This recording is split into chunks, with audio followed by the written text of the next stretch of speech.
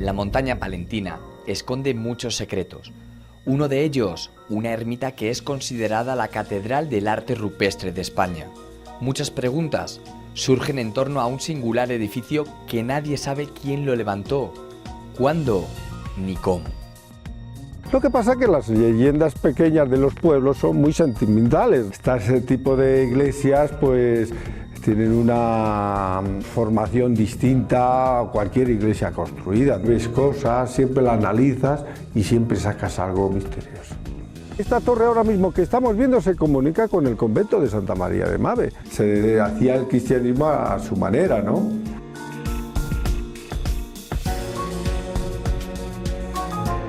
En el León más oscuro, un obispo se tomó la justicia por su mano y se desembarazó del incómodo tesorero de la catedral a golpe de acero. Tras el asesinato, una desesperada carrera acabó con el alma de don Rodrigo de Vergara atrapado en el lugar donde su vida se apagó. El lugar donde vaga eternamente. El obispo se arrodilló, se abrazó a la falda de la condesa. Creemos que es la cueva donde pena y mora don Rodrigo. Este palacio telúricamente tiene mucha energía y es un sitio mágico, totalmente además. Fue una trampa, en realidad, porque los sirvientes del obispo entran en tropel y le matan a Fernando Cabeza de Vaca. Yo diría que esto es una mano y una cabeza con los brazos extendidos, ¿no?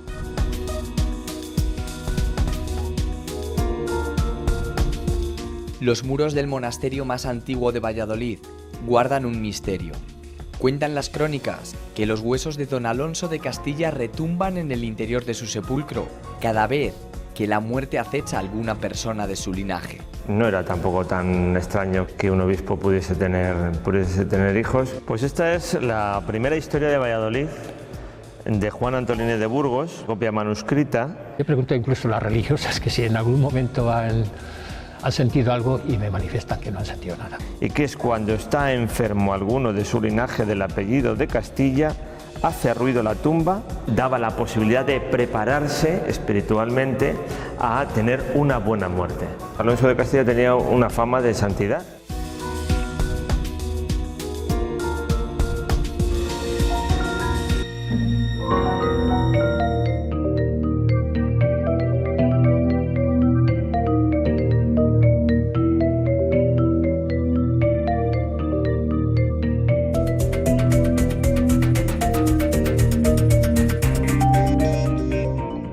La montaña y sus cumbres siempre han sido un lugar mágico y cautivador para el ser humano.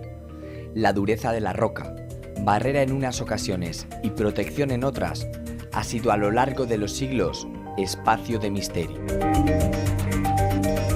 Arcanos como los que oculta celosamente la montaña palentina. En sus entrañas, un templo permanece escondido, una ermita donde la luz del sol apenas se atreve a entrar. Y cuya historia, en sentido literal, se entierra bajo el peso de los siglos y de la montaña que la protege. Es la ermita de los santos Justo y Pastor, un lugar sorprendente y lleno de preguntas. ¿Cuál es el origen de todo este asentamiento?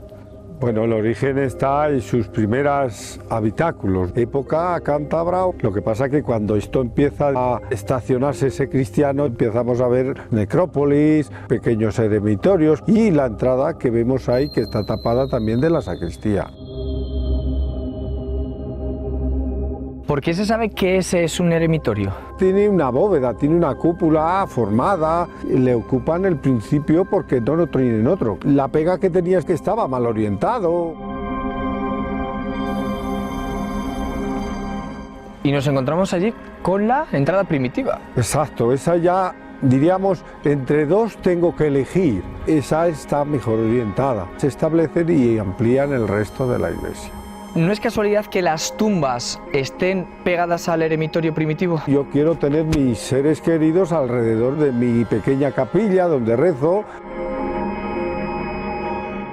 Solamente el río Pisuerga, que abraza la pequeña localidad de Olleros de Pisuerga, conoce toda la historia de la Catedral Rupestre de España. Sobre su origen, un halo de misterio se extiende. Cuentan que pudieron ser seguidores de San Justo y San Pastor, los santos niños que fueron degollados en Alcalá de Henares, los que huyeron hasta aquí en el siglo IV buscando protección.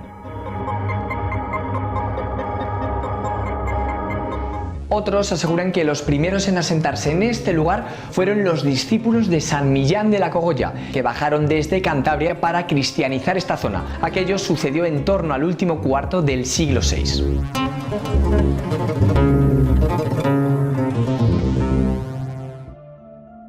Hay una leyenda en torno a quién construyó el templo, los santos Justo y Pastor. Bueno, mejor dicho, quién excavó, ¿no? En este caso, porque estamos dentro de una roca. En su día, para el pueblo, fueron pastores de ovejas, dejaban sus ovejitas pastando y venían aquí a estas pequeñas cuevas, diríamos, a excavar. Les pillan donde iban a excavar, ¿no? ¿Cómo? Pues haciendo una trampita. Hacen en el zurrón con un agujerito y se metían salvados y luego ya les cogieron el camino. Es una iglesia de 2 naves, también eligen 2 santos, todo eso va en conjunto también de un poco del tema, ¿no? Las fechas que sí que se saben con certeza, ¿cuáles son? Siglo IX, X y XI, cuando se establece esos cristianos. Lo que pasa es que las leyendas pequeñas de los pueblos son muy sentimentales, ¿no? Y entonces también da gusto escucharlas, lógico.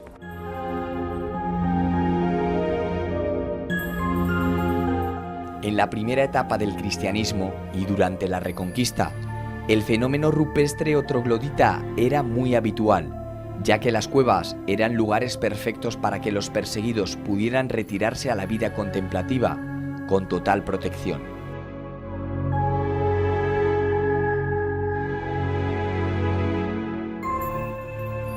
Pero menos habitual es que los templos estén orientados como la gran basílica del eremitismo rupestre.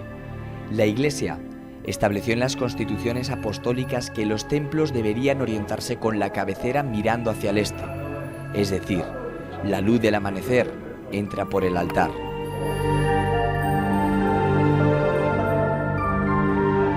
Como podemos ver, la iglesia de los santos Justo y Pastor tiene una orientación muy especial. Al norte se sitúan los pies de la iglesia, mientras que el altar mayor se encuentra ubicado en el sur. Eso sí, esta iglesia la puerta la mantiene en la posición tradicional, hacia el oeste, hacia la puesta de sol. Abel, me llama mucho la atención la predisposición de la iglesia. Por un lado, allí tenemos el norte, allí tenemos el sur, pero el altar a su vez está girado. Es algo extraño encontrar iglesias así. Este tipo de iglesias pues tienen una formación distinta a cualquier iglesia construida. Cuando excavan una cosa de estas, tampoco miran ese sentido. No miran las direcciones ni miran las orientaciones. Lo que pasa que después, cuando ya se hace una iglesia completa, ya sí, hombre. Estas cosas se realizan, por ejemplo, cuando está la puesta al sol. Se ven rayos que entran por su puerta y te dicen ¿dónde colocar un altar? Ellos lo que utilizaban era la puesta de sol para saber dónde estaba el este, ¿no? Claro. Esta foto está tomada desde la puerta de la entrada de la propia iglesia, que está orientada al oeste.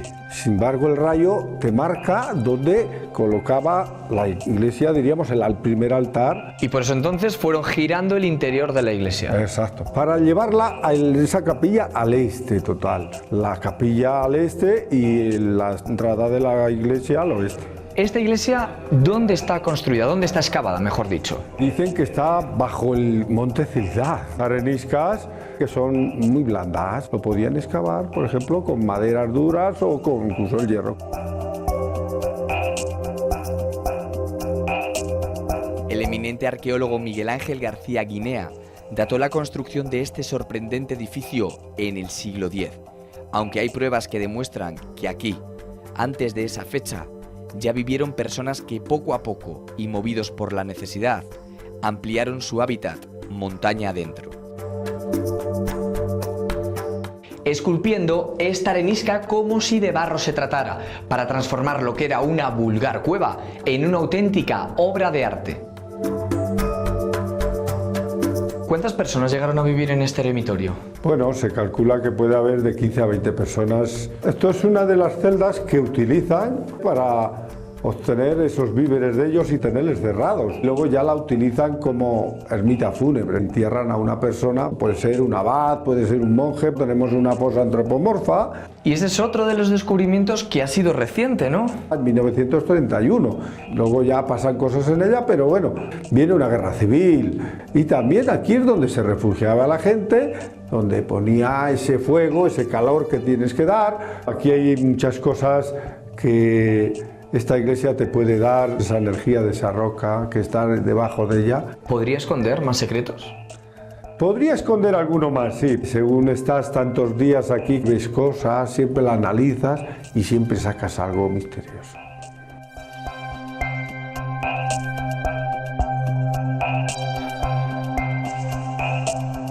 Otro de los misterios que envuelve a este singular templo es el cómo pudieron conseguir esta perfección.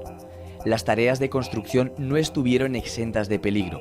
Hasta cierto punto, las celdas excavadas en la roca eran habituales, como por ejemplo en el monasterio de Santa María de Gardeny, en Lérida.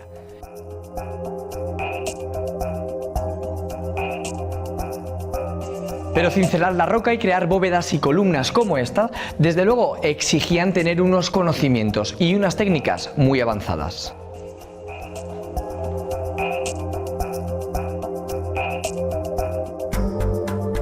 Abel, ¿cómo se construye este templo? Construir no se trata sino de excavar. Van ampliando desde el 10 hasta 1200 por lo menos.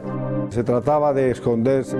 Hoy va saliendo lo que ellos creen que va a salir, pero luego pues sale por donde quieras muchas veces, ¿no? Prueba de ello, las columnas que tenemos aquí. Tenemos una que es original y luego tenemos allí la pilastra del coro que también es original. Original se podría decir que es la nave que tienes a tu espalda, ¿no? La primitiva es la, diríamos, la del medio. Las necesidades de esa gente que se acopla, es más, van ampliando hasta llegar a hacer las dos naves.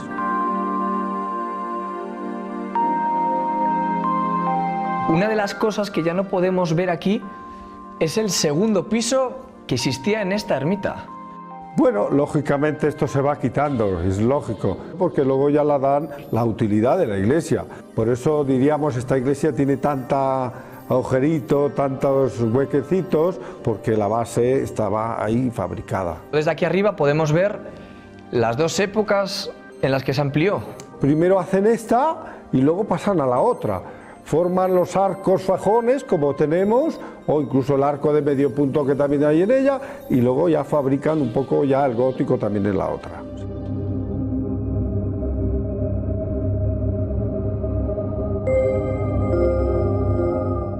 Si el interior de la iglesia es impresionante, el exterior no lo es menos, ya que la ermita de los Santos Justo y Pastor, a diferencia de otras ermitas que permanecen aisladas, forma parte de un pequeño complejo religioso formado por la iglesia, por viviendas para eremitas y por una enigmática necrópolis rupestre pétrea, anterior a la construcción de la ermita, y que en un momento de la historia conectó el mundo de los vivos con el del más allá.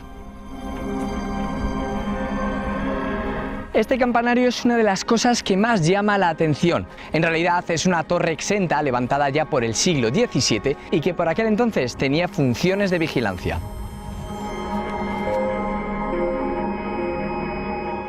Justo a sus pies apareció una cueva, que todo hace indicar que ha tenido muy diversos usos durante la historia, desde casa hasta baptisterio para los nuevos cristianos. Tenemos por un lado la ermita, pero me llama la atención que el campanario está completamente alejado. Primero son torres de vigía y de comunicación. Normalmente son hechas al lado de las iglesias, lo que pasa que en este caso la iglesia está metida en una roca, lo que hacen es trasladarla para poder comunicarse ese pueblo. Esta torre ahora mismo que estamos viendo se comunica con el convento de Santa María de Mave. Y debajo de la torre aparece de nuevo otro habitáculo, también antiguo, de aquella época cántabra, de aquella época vikinga. Posteriormente ya se utiliza como fragua y luego ya se construye al lado y esas cosas, y ya empieza a ser pues igual a aquella simple bodega también, ¿no? Que es lo que ocurre. Por eso tiene la entrada cuadrada, diríamos, porque si no sería por la roca normal. Quienes habitaron este lugar, que llegaron a ser unas 25 personas, o quienes lo edificaron, quisieron dejar en esta roca mensajes o símbolos. Algunos signos o símbolos son fáciles de interpretar, como por ejemplo esta cruz que nos encontramos labrada en la piedra que da acceso al templo. Abel, este es uno de los símbolos que tú nos hablabas, ¿no? Es una cruz. Bueno, en realidad la fachada posiblemente estaría llena de símbolos. Lo único que ha ocurrido es que a esta no la ha dado ni el agua ni tanto como a esas de fuera, y entonces no se ha desgastado. Pero en el interior del templo, otros signos o emblemas tienen interpretaciones mucho más complicadas. Las iglesias siempre están llenas de signos y me llama la atención esta piedra que creo que es anterior a la iglesia, ¿no? Viene de un castro bien cántabro, bien romano. Encontramos un símbolo cántabro que vemos aquí con las aspas y los aros, dando un poco vuelta en letras romanas. Y luego también vemos aquí otro símbolo de esos primeros cristianos. Se reconoce prácticamente como lo que hoy conoceríamos como una cruz gamada, que era uno de los símbolos que utilizaban los cristianos para decir somos cristianos, pero no de una manera muy abierta, ¿no? Todavía las iglesias estaban en auge, ¿no? Y estaban lejos y había que fabricarlas, y entonces se hacía el cristianismo a su manera, ¿no? ¿Han quedado símbolos de las personas que trabajaron en la construcción de esta iglesia? ¿Han quedado muescas? Bueno, en esta iglesia no se ha encontrado, salvo algunas cruces o cosas que hay en las fachadas. Los eremitas ya no buscan el silencio de este lugar. La necrópolis no busca almas que llevar hasta el otro mundo. Y no hay cristianos que huyan de los sonidos de armas del sur. Pero los 52 habitantes de Olleros de Pisuerga siguen mirando a una montaña que aún hoy sigue guardando lo que le pertenece.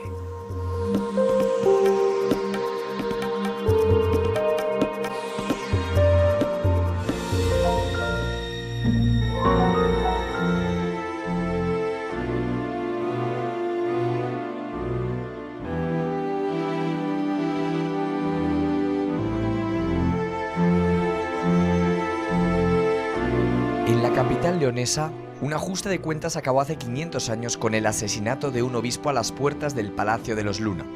Una venganza mitad familiar, mitad religiosa, que no quedó enterrada por el paso del tiempo. Hoy en día dicen que en este palacio aún se pasea el espíritu atormentado de don Rodrigo de Vergara, el fantasma leonés más famoso.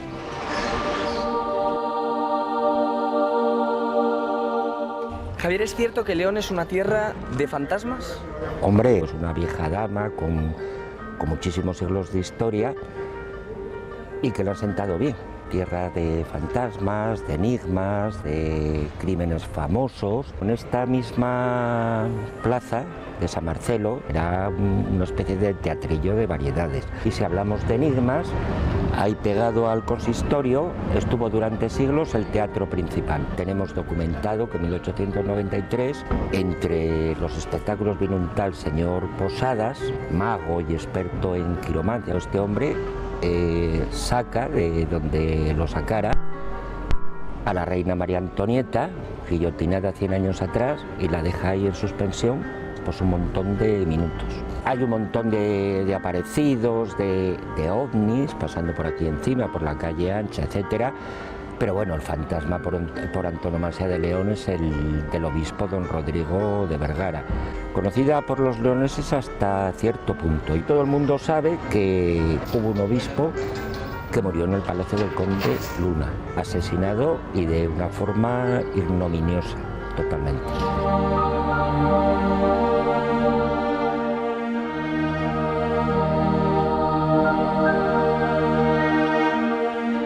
Perdona que te interrumpa, Lolo. Dime. ¿Los leoneses creen en el fantasma de Don Rodrigo? Yo creo que se cree siempre, desde pequeños. Representa a muchos fantasmas que siguen vivos, pues es una tradición que está aquí en el palacio y que nos han contado desde siempre. ¿Se cree o no se cree aquí en el fantasma?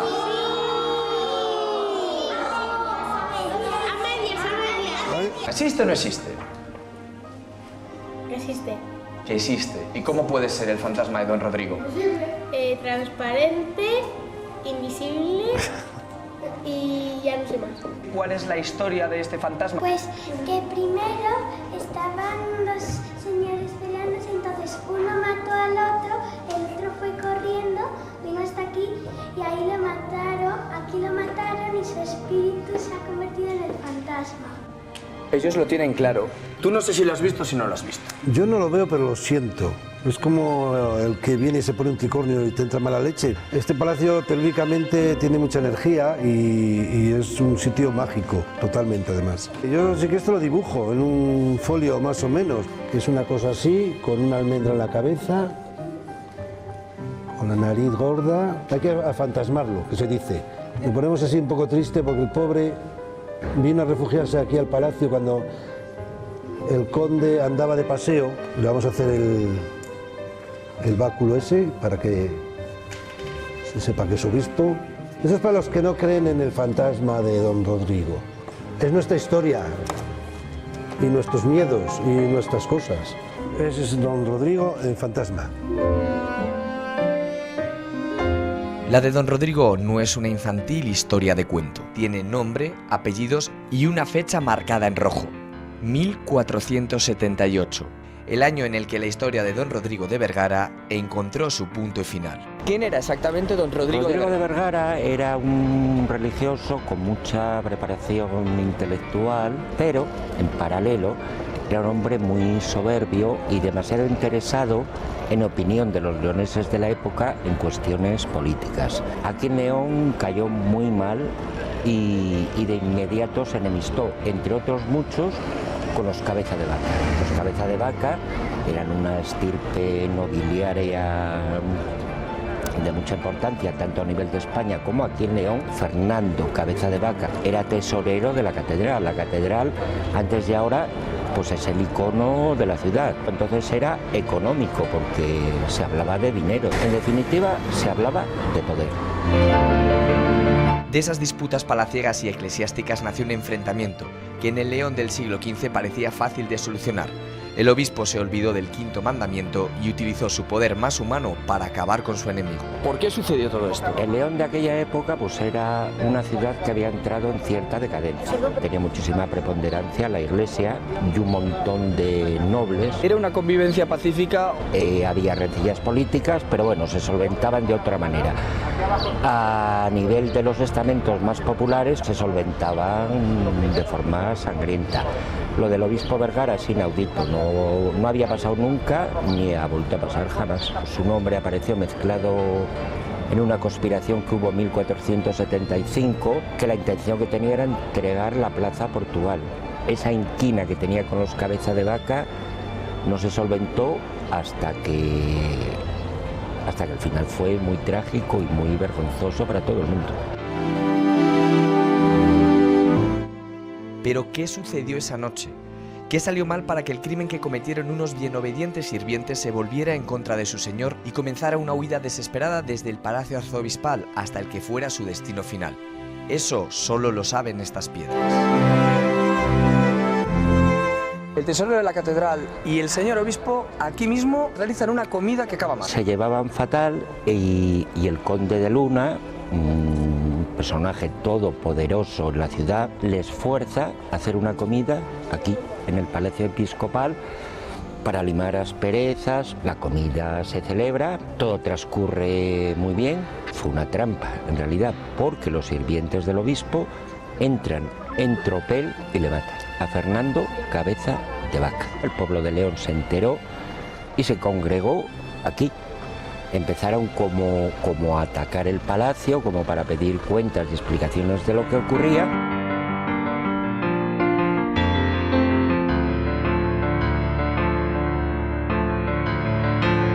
El obispo pensó que la muralla era su tabla de salvación, por lo que he leído. Es que era la única salvación que tenía. En la puerta del palacio tenía amotinado al pueblo, entonces la única forma de huir era por lo alto de la muralla. ¿Y esto es la muralla? Esto es la muralla, esto es la antigua muralla de León. En la actualidad es un restaurante muy castizo, muy conocido en León, la Bodega Regia, y este es exactamente el pasadizo por donde pasó el obispo Vergara media hora antes de morir. Iba directamente al Palacio del Conde Luna, porque consideró que era la única posibilidad de salvación.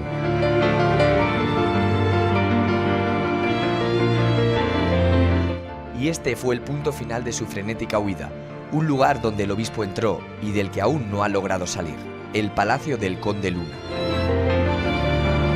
El obispo atravesó la muralla y acabó en el palacio. Subió a lo alto de la muralla y por lo alto de la muralla, que aún quedan tramos, llegó hasta el Palacio del Conde Luna. El Conde Luna, muy indignado porque él había sido el mediador para la comida de confraternización. Cuando vio aparecer al obispo, bajó a esta plaza y se puso a pasear como diciendo que él no quería saber nada. La mujer quedaba dentro, la condesa. Quedaba únicamente la condesa, y entonces pues en un gesto de cobardía absoluta, el obispo se arrodilló, se abrazó a la falda de la condesa y cogerle, y la condesa no solo no le salvó la vida, sino que se sintió ofendida por esa familiaridad y por esa cobardía y por esa traición a la casa de los Luna.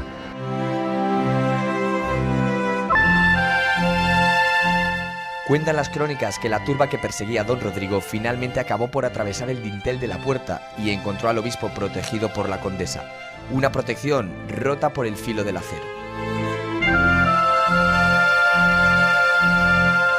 Gemma, esto es el Palacio de los Condes de Luna, el lugar donde murió el obispo. Efectivamente, situado en el corazón de la ciudad antigua de León, parece ser que sí, que murió aquí. Verdaderamente es un lugar que tiene mucha energía, la historia y todo lo que es el patrimonio pesa, y de alguna forma, pues en el día a día sí que lo notamos. Fue promovido por una de las familias más importantes nobiliarias leonesa, la familia de los Quiñones, los primeros condes de Luna. En el siglo XIV levantaron la construcción de este palacio. ¿A qué se dedicaban?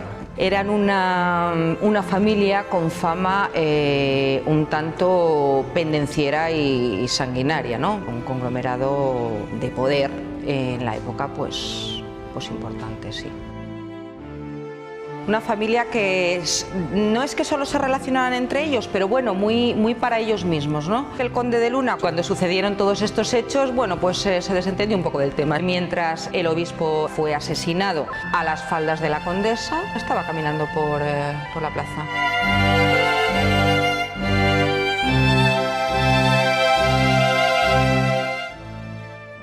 La masa enfurecida creyó entonces haber acabado con el mitrado, pero no hizo más que comenzar una nueva historia, la de que su fantasma continúa vagando por estos largos pasillos, pasillos que no solamente le esconden a él, sino muchos otros secretos.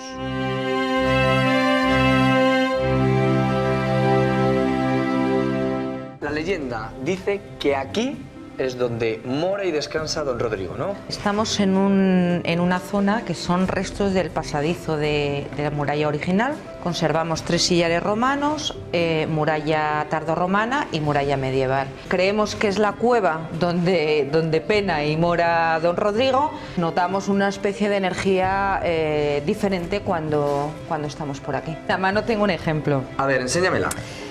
Te la muestro. Una fotografía que está sacada en esta parte de frente. Yo diría que esto es una mano y una cabeza con los brazos extendidos, ¿no? He leído sobre el palacio, es que hay huesos de judíos no convertidos. Tenemos restos de huesos que están integrados en la argamasa del muro. Una rótula, una astilla de hueso, otra astilla de hueso. Fue tribunal de la Inquisición. Sí, entre los muchos usos que tuvo el palacio, pues fue sede del Tribunal de la Inquisición, donde hubo algo que dará siempre, ¿no? ¿Y cuando anochece, quedarse en invierno en palacio? Pues quedarse en invierno en palacio es una experiencia. Invitamos a todo el que quiera acercarse a probarlo, porque además en invierno anochece prontito y la verdad es que bueno, la madera cruje, pero no sabemos si es don Rodrigo que se queja.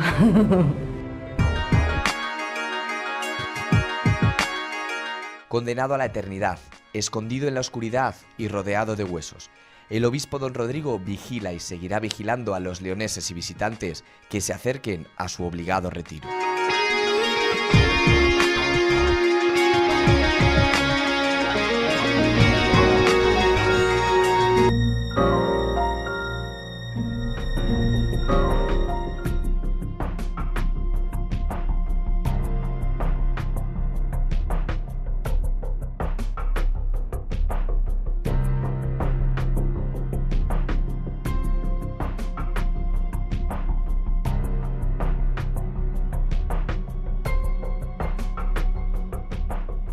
Convento e iglesia de Santa Clara en Valladolid. Este es el cenobio más antiguo de la ciudad del Pisuerga. Aquí, detrás de unos muros que han vigilado la vida de los vallisoletanos durante los últimos 500 años, existe un sepulcro que dicen es capaz de vaticinar la muerte de algún familiar de quien allí reposa eternamente. Los libros y manuscritos centenarios esconden bajo descoloridas tapas crónicas de tiempos pasados, crónicas como la de la capilla de don Alonso de Castilla, conocido como el Santo, y nieto de Pedro I el Cruel y Juana de Castro.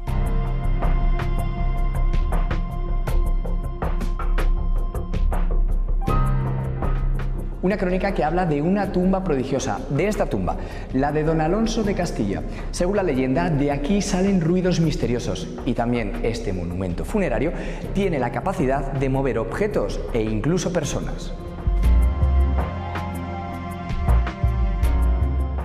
La historia la plasmó por vez primera sobre el papel Juan Antolínez de Burgos en su obra Historia de Valladolid, un manuscrito que recibió su punto final en el año 1644. El abogado, que llegó a ser regidor de Valladolid a comienzos del siglo XVII, dedicó el capítulo 47 a esta parte del convento e iglesia de Santa Clara, y en especial al enterramiento del que fuera fundador de esta capilla.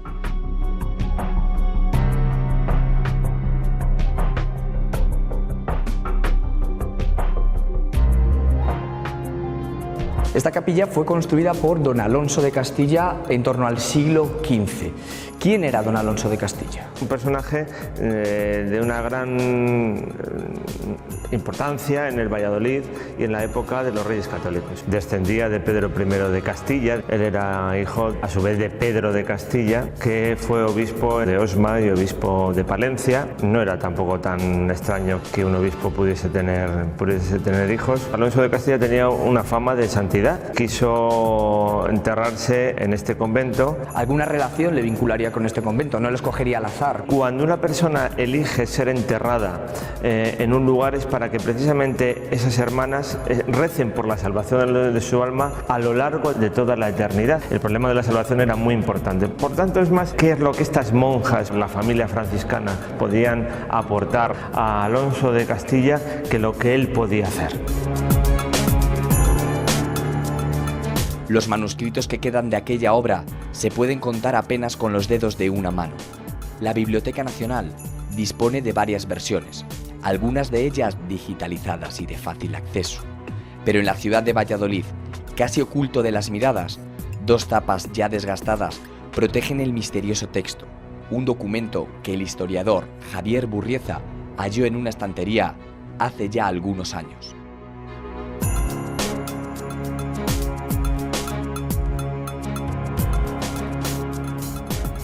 Este es el libro que tú encuentras en una estantería. ¿Qué libro es? Pues esta es la primera historia de Valladolid de Juan Antolínez de Burgos, copia manuscrita. Por el tipo de letra es probablemente del siglo XVIII, porque no tenemos el manuscrito original. Juan Antolínez de Burgos ¿cuándo escribe realmente sus memorias o la crónica de la ciudad? Juan Antonio de Burgos escribe la primera historia de Valladolid a principios del siglo XVII. Él va a tener una vida larga, de cerca de 80 años. Es regidor de Valladolid. ¿No alcalde? No alcalde. Escribe esta historia de Valladolid conociendo distintas fuentes. ¿Aparece la leyenda? En este libro aparece la leyenda, por supuesto no es el único libro donde aparece la leyenda, no es la única crónica del siglo XVII donde aparece la leyenda de don Alonso de Castilla. ¿Qué dice? Se llamó don Alonso, que fue el fundador de esta capilla, que está en el coro de este convento de Santa Clara, donde está sepultado. Aquí es donde sucede el prodigio de la tumba que está sobre el sepulcro y que es cuando está enfermo alguno de su linaje del apellido de Castilla, hace ruido la tumba, dando golpes. La maravilla está en que ha hecho dudar a muchos de ella, más que son tantos los testimonios de esta verdad que han convencido a los más incrédulos. ¿Qué credibilidad puede tener algo que escriba Antolínez de Burgos? Antolínez de Burgos recoge numerosas tradiciones, no estamos en el tiempo de la razón, pero a pesar de eso él se esfuerza en decir que hay testimonios de lo que sucede. Esto se escribe a principios del siglo XVII y que este Alonso de Castilla es un hombre de finales del siglo XV. Por lo tanto ha habido una transmisión que ocurre en los conventos y sigue ocurriendo de unas hermanas a otras de esta historia.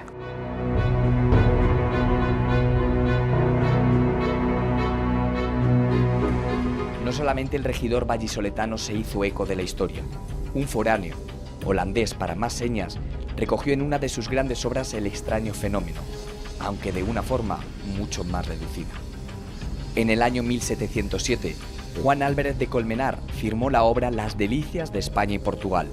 La obra fue publicada en la ciudad holandesa de Leiden, en la lengua de aquel país, y ha llegado hasta nuestros días, también traducida al francés. Juan Álvarez de Colmenar fue el autor de esta obra que tengo entre mis manos y que tiene más de 300 años de historia. Una descripción exacta de los lugares que él visitaba, lugares como León o como los municipios de Castilla la Vieja.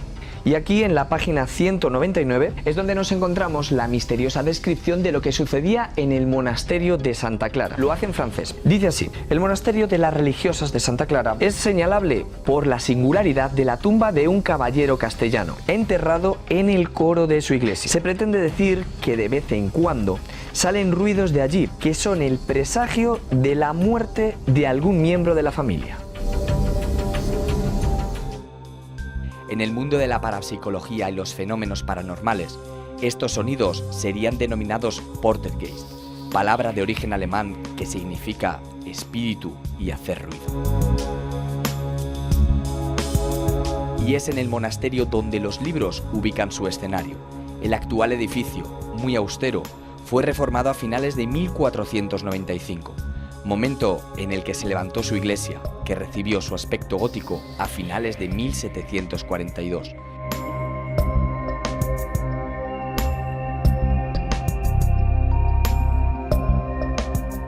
Pero su historia se hunde hasta el siglo XIII, lo que le convierte en el cenobio más antiguo de la ciudad de Valladolid.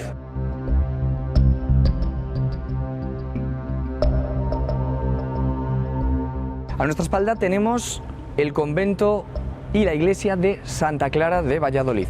¿Cuándo se levanta este edificio que tenemos aquí? Bueno, el edificio que tenemos aquí todavía vamos a esperar varios siglos después de su fundación, en 1247. Todavía vivía la propia Santa Clara de Asís. Podemos afirmar con rotundidad que es el convento más antiguo de Valladolid. Es extramuros de la ciudad y aquí se van a encontrar siempre a pesar de otras iniciativas. Porque creo que les intentaron llevar al centro, cerca de lo que es la plaza de Santa Cruz. Veo dos cuerpos.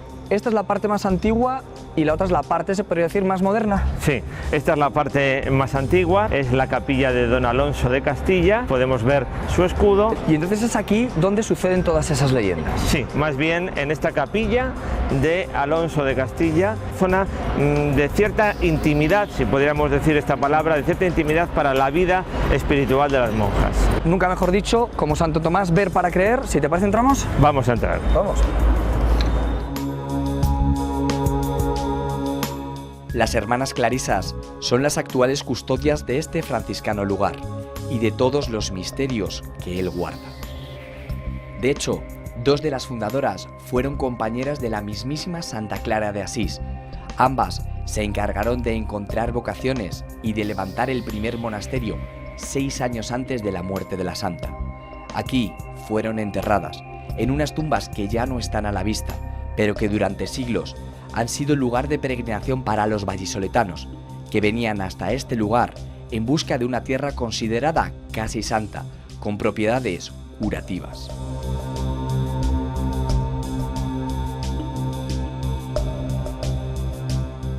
Miguel, estamos en la iglesia de Santa Clara, que era un convento y que sigue siendo convento a día de hoy. En el año 1969 se erigió como parroquia. Estamos hablando de una comunidad que se inició en el siglo XIII. ¿Cómo es ahora en el siglo XXI la comunidad de las Clarisas? Pues es una comunidad de clausura dedicada prácticamente a su vida, que es la oración, y es su trabajo, claro, para poderse mantener. Creo que exactamente en este momento son 18. ¿Y ellas conocen la leyenda que hay en su convento? Bueno, ellas me han hablado alguna vez de esa leyenda y yo creo que ellas lo conocen bien.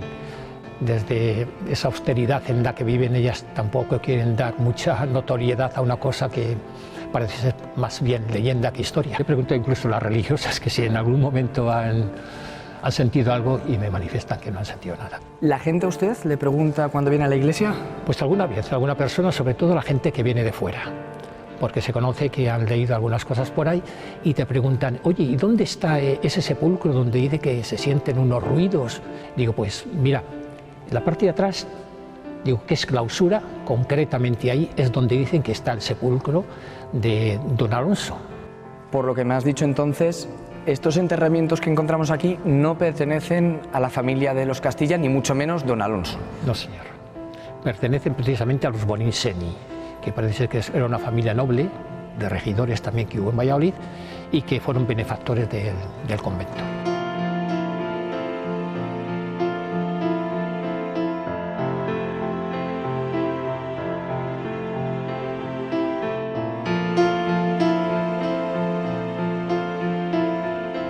Este es el bajo coro de la primitiva iglesia. Fue reformado y modificado en las últimas 2 décadas del siglo XV.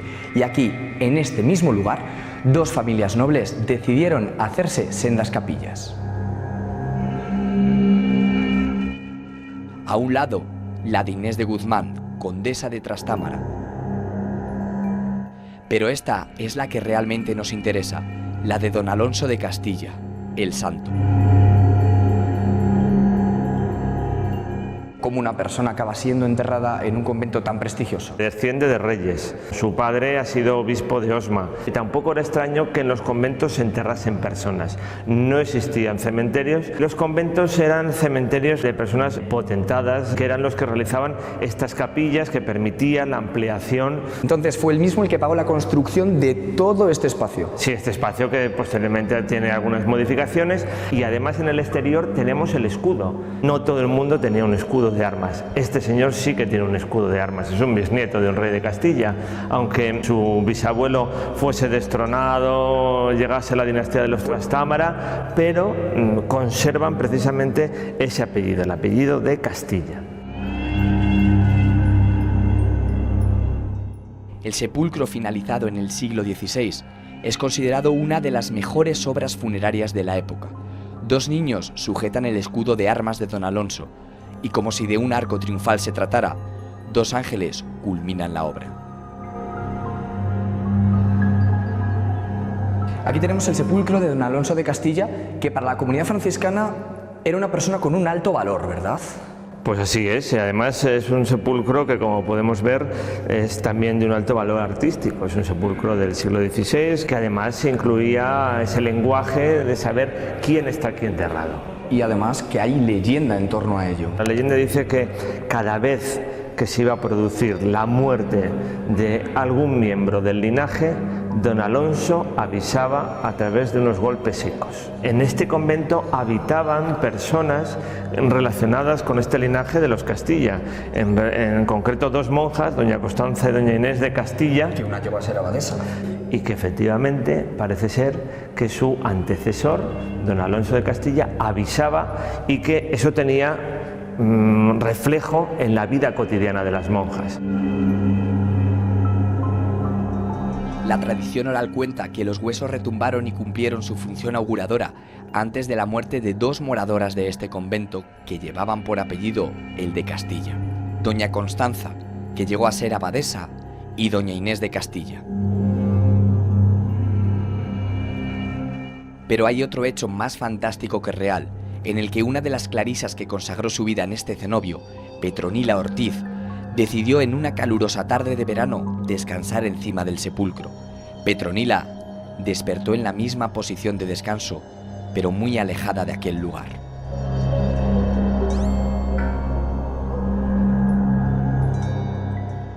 La tradición franciscana ha sido siempre muy rica en leyendas. Por ejemplo, una de ellas cuenta que el mismísimo San Francisco concedió al conde de Montacuto un curioso privilegio. Cada vez que una persona de su linaje fuera a fallecer, encima de su castillo situado en Italia se encenderían unas pequeñas llamas que avisarían de esa muerte.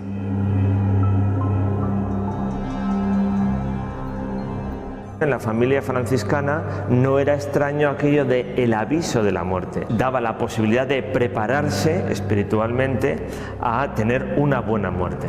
Cuando abrieron la tumba, pensando que eran ratones, emanaba un olor. Todavía estaba el cuerpo dentro del ataúd y abrieron el ataúd y apareció, en lugar de esos ruidos producidos por los ratones, esa fragancia del cuerpo. Pero esa fragancia de un cuerpo muerto siempre está en relación con la santidad. Y no hay que olvidar que las hermanas franciscanas tenían a don Alonso con un halo de santidad. Claro, no solamente ella, sino también lo que se conocía en Valladolid. Cuando una persona era buena y que una persona podía realizar acciones caritativas, ese prestigio de santidad era algo que se extendía por todos los habitantes de aquel momento. Puede que hoy en día el tráfico, los móviles y las prisas hayan acallado un retumbar de huesos centenario. Quizá los vecinos del populoso barrio de La Rondilla no sepan lo que esconden estos muros. Pero mientras el tiempo pasa, la tinta permanece y el retumbar tras la piedra sigue aguardando su momento.